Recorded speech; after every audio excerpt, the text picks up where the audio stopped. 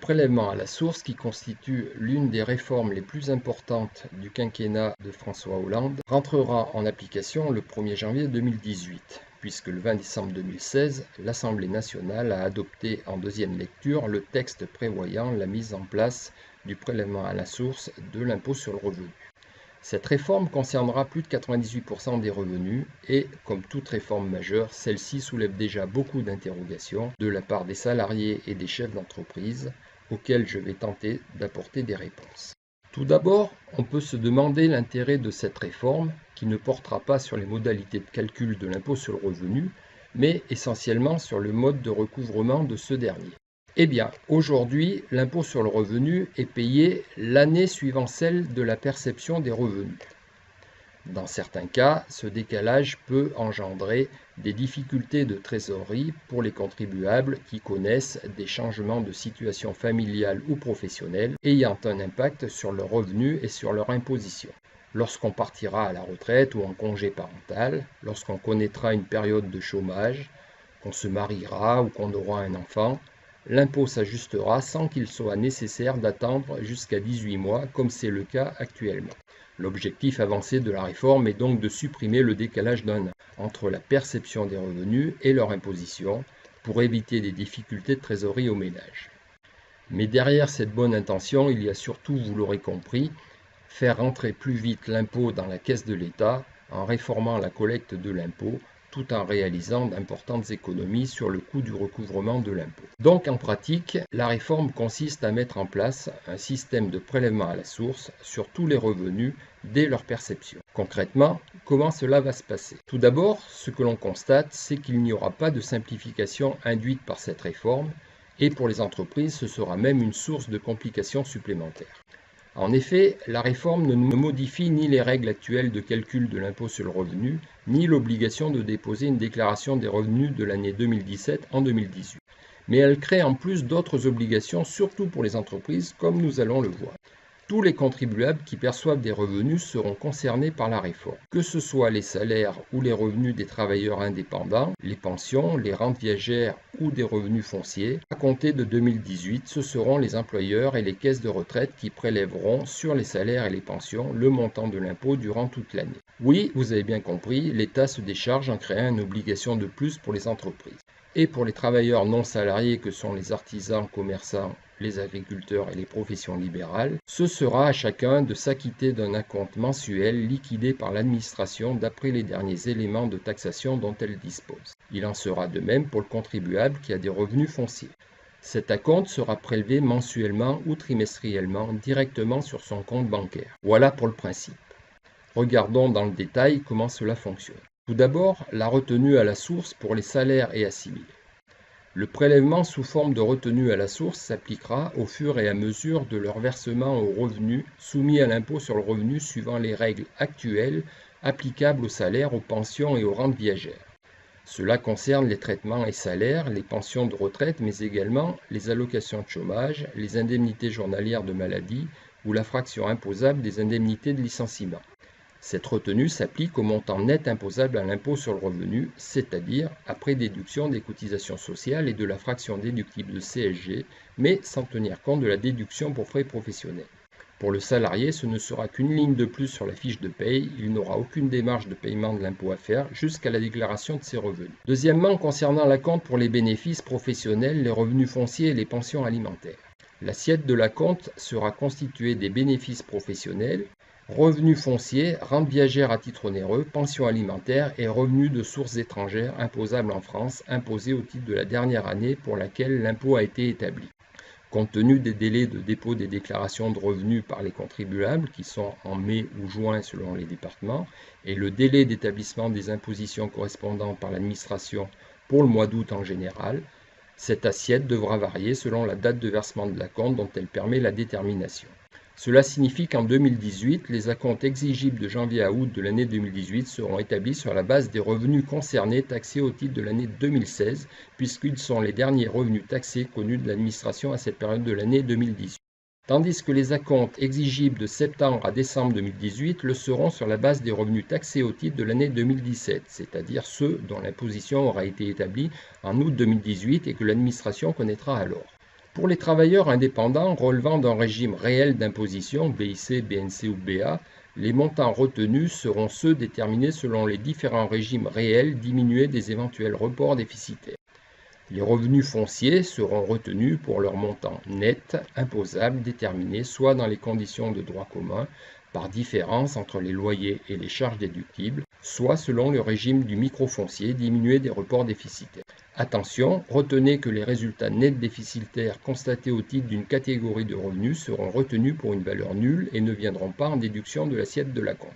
Qu'en est-il des revenus exceptionnels de ces différents revenus? Eh bien, l'assiette de l'acompte n'intégrera pas les revenus exceptionnels taxés selon le système du quotient.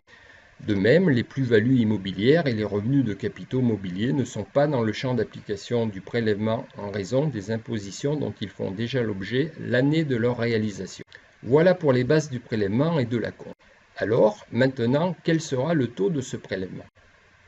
Le prélèvement à la source sera calculé en appliquant aux assiettes respectives de la retenue à la source et de l'acompte un taux d'imposition unique calculé par l'administration pour chaque foyer fiscal. Autant de taux donc qu'il y aura de salariés dans l'entreprise. Pour autant, 90% des contribuables auront un taux de prélèvement à la source compris entre 0 et 10% d'après le ministère des Finances.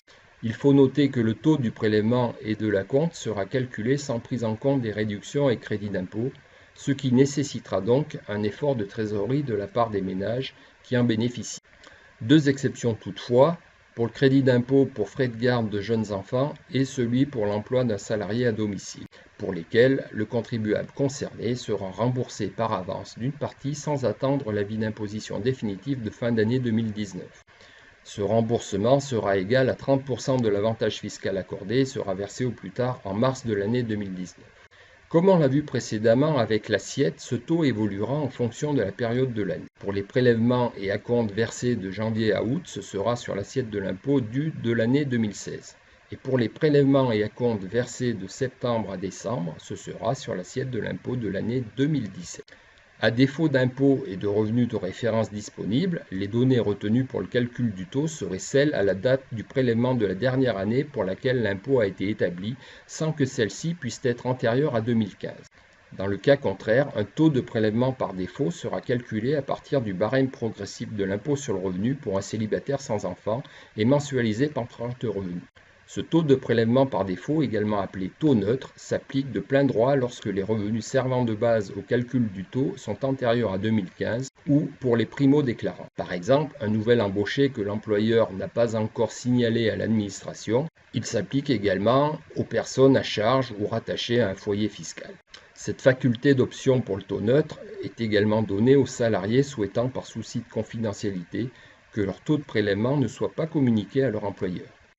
Mais attention, cela implique des obligations pour les salariés. Ils devront verser un complément de retenue à la source si la retenue pratiquée en application du taux par défaut s'avère inférieure à celle qui aurait résulté de l'application du taux déterminé par l'administration.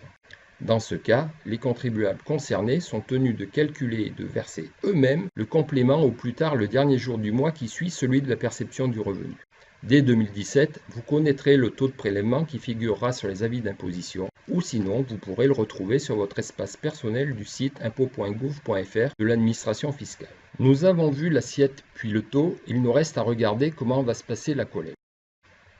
C'est là que ça se complique pour les entreprises, car la retenue à la source sera mise en œuvre par les employeurs privés et publics, le pôle emploi et les caisses de retraite. Bien évidemment, tout se fera de façon dématérialisée et les échanges d'informations nécessaires entre l'administration et les entreprises se feront grâce à la déclaration sociale nominative, la DSN, qui, je vous le rappelle, est obligatoire depuis le 1er janvier 2017. Les collecteurs seraient soumis à 3 obligations.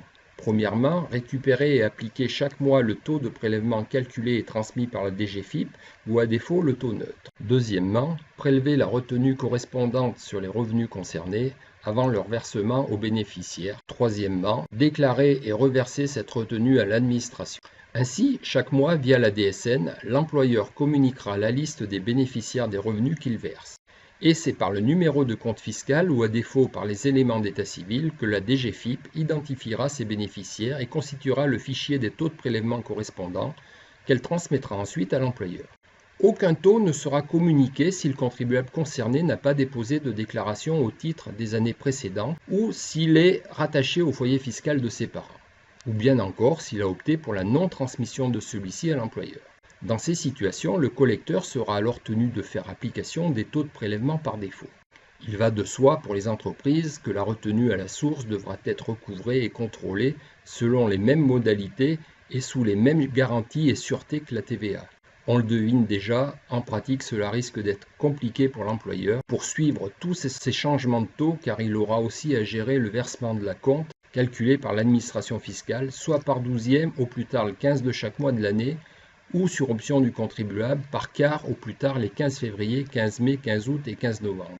En ce qui concerne le prélèvement effectué par l'administration pour les non-salariés et les revenus fonciers, les montants seront prélevés par l'administration sur le compte bancaire désigné par le contribuable. Pour la fraction de l'acompte correspondant, les titulaires de BIC, BNC et BA auront la possibilité de modifier la cadence de ces prélèvements en demandant à reporter le paiement de certaines échéances sur la suivante. Mais cette faculté de report ne pourra excéder 3 échéances par an en cas de paiement mensuel et une seule en cas de paiement trimestriel, et ni aboutir à reporter sur l'année suivante les paiements dus au titre de l'année civile en cours. Pour les contribuables débutant une activité en cours d'année, ils auront la possibilité d'indiquer à l'administration, notamment au moyen du site internet de la DGFiP, le montant d'acompte qu'ils souhaiteront verser pour cette activité, soit au titre de l'année au cours de laquelle ils ont débuté cette activité, soit au titre de l'année suivante.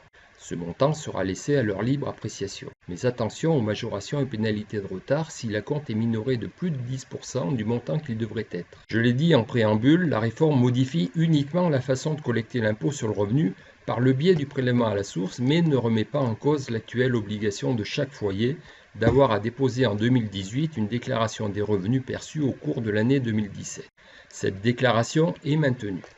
Premièrement, pour permettre l'imposition définitive des revenus qui ne sont pas compris dans le champ du prélèvement, c'est-à-dire les revenus de capitaux mobiliers et les plus-values sur cession de valeurs mobilières, puisque par nature, ce ne sont pas des revenus réguliers.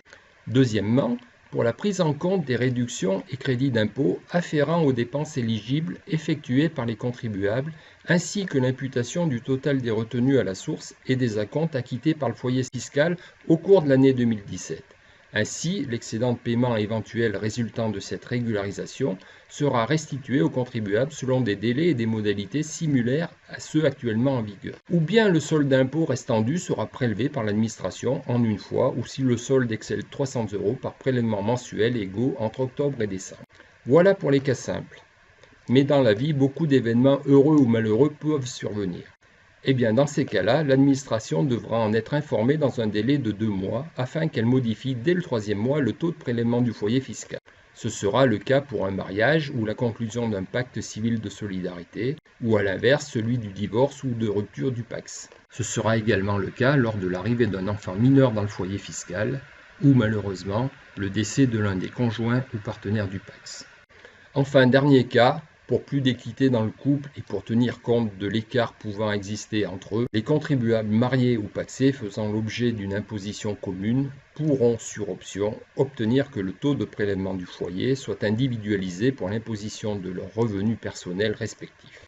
En revanche, les revenus communs du foyer, c'est-à-dire ceux qui ne relèvent pas d'une activité propre de l'un ou l'autre des conjoints, demeurent systématiquement soumis au taux de prélèvement unique déterminé pour le foyer. L'option pour l'individualisation s'exercera à tout moment et sera reconduite tacitement sauf dénonciation expresse par l'un des contribuables concernés. Dernier point d'interrogation soulevé par cette réforme, quels seront les risques encourus par les entreprises collectrices si elles ne respectent pas leurs obligations? La collecte et le reversement de la retenue à la source constituera des obligations incombant exclusivement aux tiers collecteurs, ceux-ci devant être regardés comme les seuls débiteurs légaux de la retenue. C'est une lourde responsabilité car des majorations et amendes destinées à sanctionner les retards, les insuffisances et les défauts de versement de la retenue seront appliquées. Des sanctions qui peuvent être très lourdes puisque leur taux varie de 5 à 80% des retenues qui auraient dû être effectuées ou déclarées. Ainsi, il sera appliqué à l'entreprise collectrice des amendes de 40% en cas de défaut de dépôt de la DSN dans les 30 jours d'une mise en demeure et de 80% en cas de non-reversement des retenues précomptées. L'année 2017 sera transitoire. Cela veut dire que les revenus 2017 seront bien à déclarer et que l'impôt correspondant sera bien calculé par l'administration fiscale, mais néanmoins, afin de ne pas faire supporter aux contribuables un double paiement d'impôt en 2018, à la fois sur les revenus 2017 et sur les revenus 2018, ce qui serait insupportable pour une majorité de Français, les revenus courants perçus en 2017 bénéficieront d'un crédit d'impôt exceptionnel dénommé Crédit d'impôt modernisation du recouvrement, CIMR. En langage clair, les revenus courants, j'insiste sur le mot courant, perçus en 2017 ne seront pas imposés. Mais en pratique, pour certains contribuables, l'année 2017 ne sera pas véritablement une année blanche. Ainsi, les revenus exceptionnels, qui par leur nature ne sont pas susceptibles d'être recueillis annuellement, ne seront pas directement bénéficiaires du crédit d'impôt. Ce sera le cas pour les indemnités de licenciement, les prestations de retraite, servies sous forme de capital, les sommes perçues au titre de la participation ou de l'intéressement non affectées à un plan d'épargne, ou bien encore des revenus qui correspondent par leur date normale d'échéance à une ou plusieurs années antérieures ou postérieures. Le crédit d'impôt CIMR s'imputera sur l'impôt sur le revenu dû au titre de l'année 2017 après imputation des réductions et crédits d'impôt ainsi que de tout prélèvement ou retenue non libératoire. L'excédent éventuel sera restitué. Pour les salariés, la définition du revenu courant est relativement simple à comprendre. Mais pour un non-salarié, comme les chefs d'entreprise dont les revenus sont variables, comment seront appréciés les revenus non exceptionnels ou revenus courants? Eh bien, les revenus non exceptionnels seront déterminés d'après le montant de leurs revenus non salariés imposables en 2017, retenu dans la limite du plus faible des deux montants suivants, celui de leur rémunération nette imposable au titre de 2017 ou le plus élevé de leur rémunération nette imposable des années 2014, 2015 et 2016. Voilà encore un bel exemple de simplicité. Heureusement que les ordinateurs sont là. Il ne faut pas oublier non plus que l'administration a un droit de contrôle et qu'elle a la possibilité de demander aux contribuables des justifications sur tous les éléments servant de base à la détermination du CIMR et de ses éventuels compléments externes.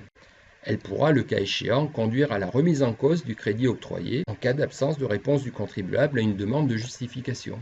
Enfin, exceptionnellement, s'agissant de l'impôt sur le revenu de 2017, il est prévu une mesure spécifique d'allongement du délai de reprise de l'administration de 3 à 4 ans. Et dans les cas extrêmes, en cas de redressement fiscal afférent au revenu de l'année 2017, le crédit d'impôt ne sera accordé qu'à raison des impositions issues de revenus déclarés spontanément. En conséquence, les impositions ouvrant droit au crédit d'impôt mais imposées après mise en demeure seront intégralement recouvrées.